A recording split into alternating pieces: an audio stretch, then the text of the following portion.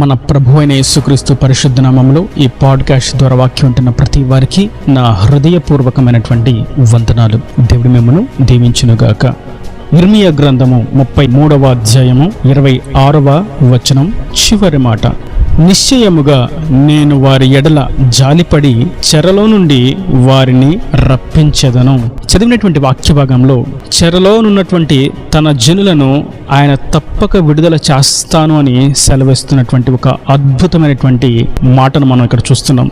తప్పక నేను వారిని కరుణించి చెరలో నుండి మరలా తీసుకొని వస్తాను అని ప్రభు సెలవిస్తున్నారు. ఈ వచ్చిన భావాన్ని మనం జాగ్రత్తగా చూసినట్లయితే చెరలో ఉన్నటువంటి వ్యక్తులను గుర్చినటువంటి ఆలోచన ఎవరికి ఉండదు. చెరకు పంపబడిన వారిని ఎవరు జ్ఞప్తికి తెచ్చుకోరు. ఒకసారి శిక్షణ అనుభవిస్తున్న వారిని గూర్చి ఎవరు ఆలోచన చేయరు. ఎందుకంటే తీర్పు వారి మీదకి విధింపబడి ఉన్నది కనుక వారికి ఏం చేసినా వారిని విడుదల చేయడం అసంభవం అని వారికి తెలుసు.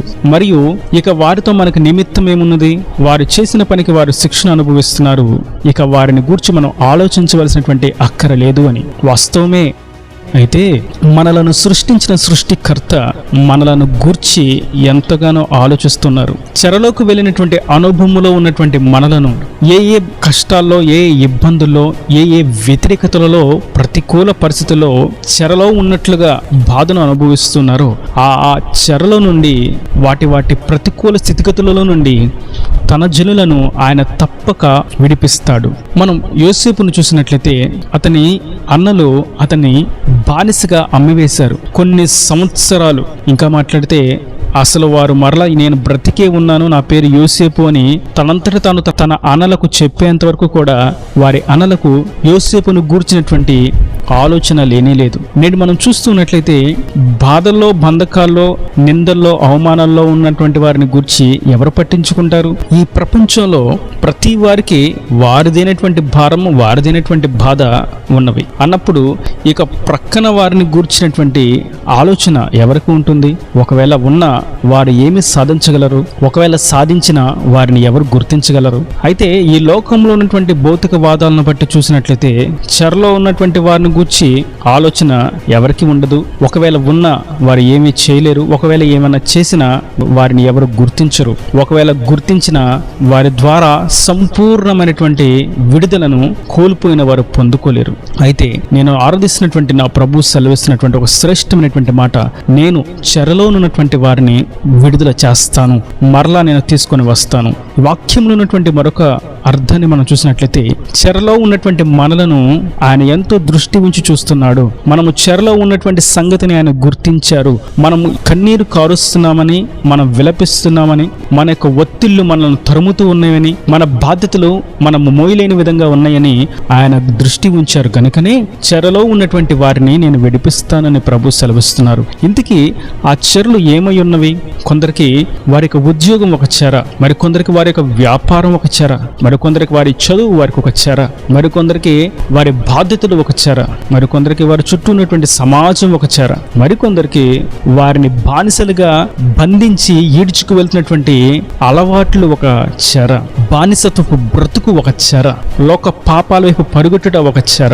ఇలా రకరకాలైనటువంటి చెరలు మనిషిని పట్టి వేధిస్తూ ఉన్నవి. మాదక ద్రవ్యాలను బట్టి, ధనాపేక్షను బట్టి, వ్యామోహాలను బట్టి, అందాన్ని బట్టి, అధికారాన్ని బట్టి, ఆధిపత్యాన్ని బట్టి ఒక్కొక్కరు ఒక రకమైనటువంటి చెరలో బంధించబడి ఉంటారు. అయితే ప్రభు సెలవిస్తున్నటువంటి మాట: నేను నిశ్చయంగా వారి ఎడల జాలి చేసుకొని చెరలో నుండి వారిని విడిపిస్తాను. ఇంతకీ ప్రభు ఎవరిని విడిపిస్తానని సెలవిస్తున్నారు? అందరినీ చెరలో నుండి విడిపిస్తారా? అందరినీ ఆయన ఆశీర్వదిస్తారా? అందరినీ ఆయన విడిపిస్తారంటే కాదు. వారిని ఎవరు? వారు ఎవరైతే దేవుని పేరు పెట్టబడి ఉన్నారో, ఎవరైతే వీరు నా సొత్తు, నా స్వకీయ సాంపాద్యం, నా పేరు పెట్టబడినటువంటి నా ప్రియ జనులు అని పేరు పొందుకొని ఉన్నారో వారిని గూర్చి ఆయన సెలవిస్తున్నారు. ఇక్కడ వారిని లేదా ఆయన పేరు పెట్టబడినటువంటి జనులను అనగా ఆయన రక్తంలో కడగబడి ఆయన సన్నిధికి విశ్వాసంతో అడుగు పెడుతూ ఆయన కొరకు నిరీక్షణతో సాగిపోతూ ఆయన కార్యం కొరకు ఎదురు చూస్తూ ఆయన రాకడ కొరకే నిరాశపరచని నిరీక్షణ కలిగి ఉన్నారో వారిని గూర్చి ఆయన సెలవిస్తున్నారు. నేడు ఈ వాక్యం వింటున్నటువంటి నా ప్రియ సహోదరులారా, మీరు ఆయన మీద విశ్వాసం ఉంచి ఆయన కొరకు కనిపెట్టుకుని ఆయన రక్తంలో కడగబడి ఆయన నామములో ప్రార్థన చేస్తూ విలపిస్తూ విడిపించేవారు లేక దుఃఖిస్తూ ఉంటే ప్రభు అంటున్నారు, నేను చెరలో నుండి మిమ్మల్ని విడిపించి బయటకు తీసుకుని వస్తాను, వెలుపలికి తీసుకుని వచ్చి మీకు విశ్రాంతిని కలుగు చేస్తాను అని. ఇక్కడ ఈ వచనంలో మనం చూసినట్లయితే మరొక కోణం మనకు అర్థమవుతుంది. అదేదనగా వీరు చెరసాలలోకి వెళ్ళడానికి గల కారణం ఏమై ఉన్నది? సూటిగా చెప్పాలంటే వారి యొక్క పాపం వారిని చెరలోకి తీసుకుని పోయింది. వారి యొక్క అవిధేయత వారిని చెరలోనికి తీసుకుని వెళ్ళింది.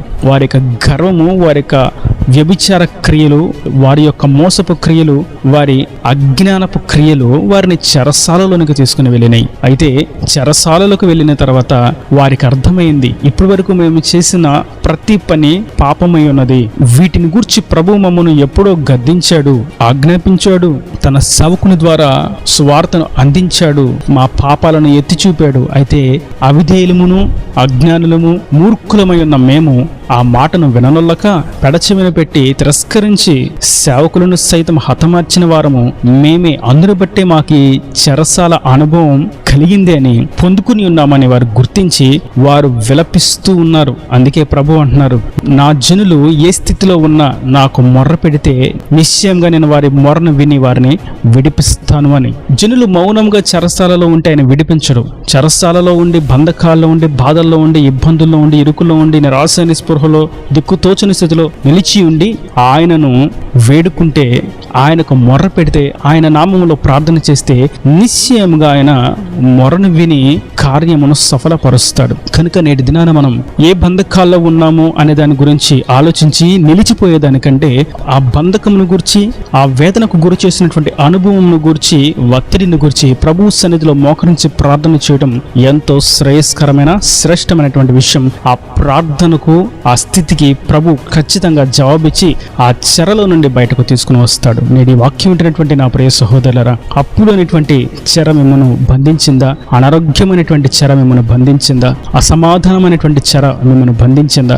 సంతానలేమి అనేటువంటి చెర మిమ్మల్ని బంధించిందా? చేస్తున్న ప్రతి ప్రయత్నంలో అపజయము అనేటువంటి చెర మిమ్మల్ని బంధించిందా? ఇక ఏ ఏ విషయాల్లో చెర అనుభవాల్లో మిగిలి ఉన్నారో ప్రభు అంటున్నారు, ఆ చెర అనుభవంలో నాకు మీరు మొర్ర పెట్టినట్లయితే నేను మీకు సహాయం అనుగ్రహిస్తాను. నిశ్చయంగా నేను చెరలో నుండి విడిపించి నా సాక్షులుగా నిలబెడతాను. ఇజ్రాయేలీలకు ప్రభు సెలవిచ్చారు, నేను వారిని చెరలో నుండి నిశ్చయంగా విడిపిస్తాను అని. 70 సంవత్సరములు వారి చెరను అనుభవించారు. అప్పుడు వారికి అర్థమైంది, ఈ చెరలో నుండి విడిపించగలిగినటువంటి నాథుడు నా ప్రభువే, మా రక్షకుడే, మమ్మను ఐగుప్తులో నుండి విడిపించినటువంటి మా విమోచన కర్తే అని వారికి అప్పుడు గుర్తొచ్చింది. ఎప్పుడైతే వారు ఆయన వైపుకు తిరిగారో ఆయన వారి వైపుకు తిరిగి వారిని విడిపించాడు, వారిని విమోచించాడు, వారికి క్షేమాన్ని ఇచ్చాడు, వారి స్వదేశానికి వారిని నడిపించాడు, వారికి సకల సమృద్ధిని అనుగ్రహించాడు.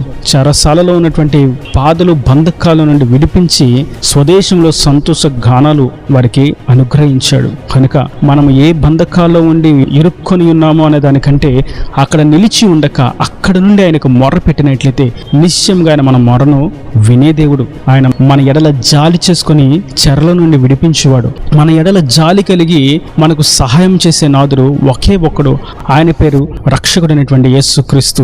మన ప్రభువును, రక్షకుడైనటువంటి సర్వోన్నతుడైనటువంటి మహామహిమతో నిండినటువంటి మన కొరకు త్వరలో రాని ఉన్నటువంటి మన ప్రభు మెస్సయ్య, ఆయనే మన రక్షకుడు, మనలను విమోచించువాడు. నిశ్చయముగా నేను వారి ఎడల జాలి చేసుకొని చెరలో నుండి వారిని రప్పిస్తాను అని వాగ్దానం చేసిన ప్రభు మాటను చేతపట్టుకుని ప్రార్థిస్తాం.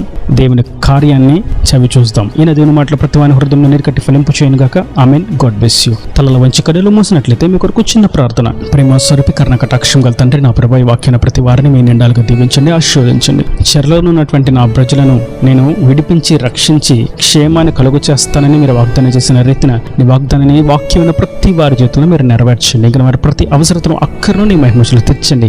ఏ చెర అనుభవాల్లో ఇరుకున పడి ఉన్నారో ప్రతి చెరలో నుండి వారిని విడిపించి నెమ్మదిని, సమాధానాన్ని, సంతోషాన్ని కలుగజేసి రాకడ రాజ్యాన్ని సిద్ధపరచమని యేసు పరిశుద్ధ నామమున ప్రార్థించి వేడుకుంటున్నాను తండ్రి. ఆమేన్. ఆమేన్.